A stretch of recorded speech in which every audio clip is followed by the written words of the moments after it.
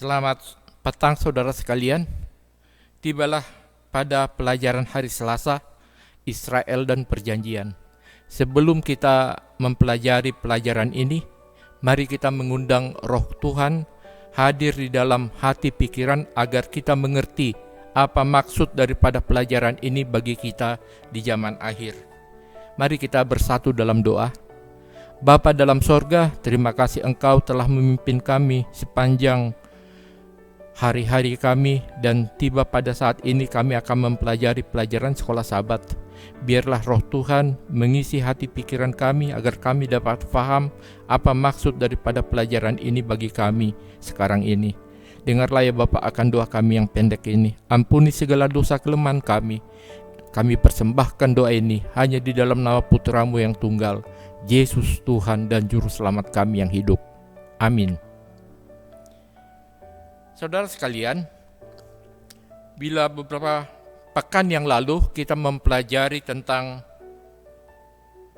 perjanjian Allah dengan oknum, yaitu dengan Nuh, dengan Abraham, maka pada saat ini kita akan mendengarkan perjanjian Allah terhadap bangsa Israel atau umat Israel, 12 suku anak Yakub.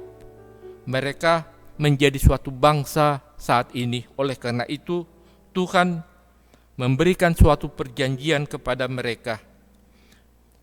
Dan ayat inti kita terdapat dalam Yeremia 11 ayat yang ke-8 berbunyi, "Tetapi mereka tidak mau mendengarkan ataupun memperhatikannya, melainkan mereka masing-masing mengikuti kedegilan hatinya yang jahat.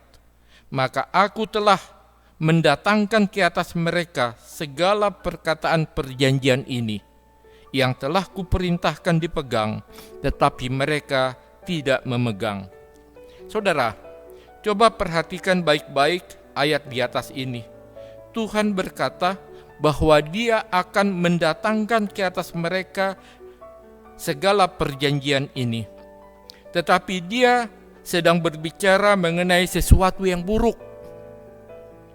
Saudara sekalian, kita cenderung berpikir mengenai perjanjian yang hanya menawarkan kepada kita sesuatu yang baik.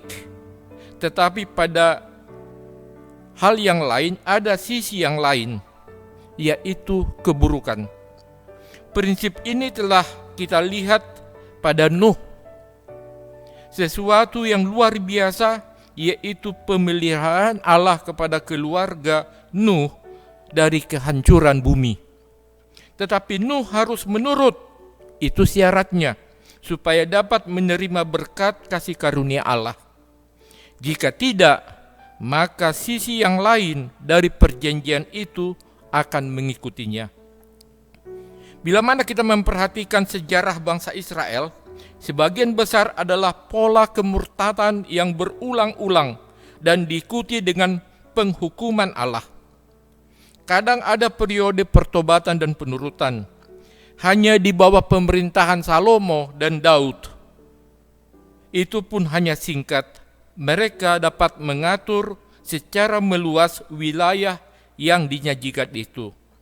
Kita dapat melihat di dalam Yeremia 3 ayat 1 dan 20. Yeremia 3 ayat 1 dan 20. Firman-Nya, "Jika seorang menceraikan istrinya, lalu perempuan itu pergi daripadanya dan menjadi istri orang lain, akan kembalikah laki-laki yang pertama kepada perempuan itu? Bukankah negeri itu sudah tercemar? Engkau telah berzina. Engkau telah berzina.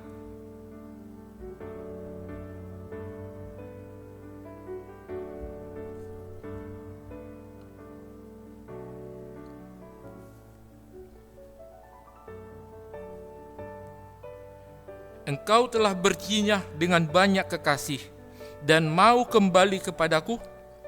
Demikianlah firman Tuhan. Tetapi sesungguhnya seperti seorang istri tidak setia terhadap temannya, demikianlah kamu tidak setia terhadap aku. Aku, hai kaum Israel, Demikianlah firman Tuhan. Saudara sekalian, di sini diibaratkan pribadi Yesus dengan umatnya seperti seorang suami dan seorang istri. Perjanjian yang Allah inginkan bukan sekedar persetujuan resmi yang dingin yang dibuat antara dua orang pebisnis yang berusaha untuk membuat kesepakatan terbaik untuk diri mereka sendiri. Hubungan perjanjian adalah komitmen, sesuatu yang serius dan suci. Sama seperti perkawinan, yang menjadi alasan mengapa Tuhan menggunakan dirinya yang Dia lakukan. Mengapa Tuhan menggunakan dirinya sebagai contoh? Ya, contoh sebagai seorang suami dan kita sebagai istri yang nakal. Poinnya adalah kemurtadan Israel tidak berakar pada pelanggaran perjanjian atau pelanggaran, tetapi ada satu hubungan perjanjian dengan Tuhan yang hancur. Satu kehancuran yang diakibatkan oleh pelanggaran yang akhirnya membawa hukuman kepada mereka. Jadi aspek personal dan hubungan itu sangatlah penting dalam kehidupan seorang Kristen pada kita di zaman akhir ini. Mengapa? Jika hubungan kita dengan Tuhan tidak benar, kita cenderung jatuh ke dalam dosa dan pelanggaran. Sekarang silahkan Anda sendiri yang menjawabnya. Tetapi saya menyarankan jawabannya karena kita tidak mengembangkan satu hubungan yang dalam dan penuh kasih terhadap Allah kita. Inilah sebabnya terjadinya pelanggaran terhadap perjanjian dengan Allah. Saudara, bila mana kita melihat perjanjian itu, maka kita melihat bahwa umumnya adalah dari segi manusia yang sering jatuh ke dalam dosa atau kecenderungan jatuh dan mengingkari perjanjian. Oleh karena itu, kasih Tuhan, kasih karunia yang maha pengasih itu selalu memberikan keampunan kepada umatnya. Tetapi ada saatnya Tuhan harus menghukum. Kita melihat bagaimana bangsa Israel itu, mereka berkali-kali jatuh ke tangan bangsa asing, dan bukan main lamanya mereka dijajah. Di Babylon mereka 70 tahun, di Mesir mereka 400 tahun. Oleh karena itu, biarlah kiranya kita menerima janji atau perjanjian itu dan melakukan hubungan yang akrab, hubungan yang mesra dengan Allah kita, sehingga kita tidak mengalami sesuatu yang merugikan diri kita sendiri. Bila mana sudah terjadi, Tuhan tidak akan segera mencabut hukuman itu.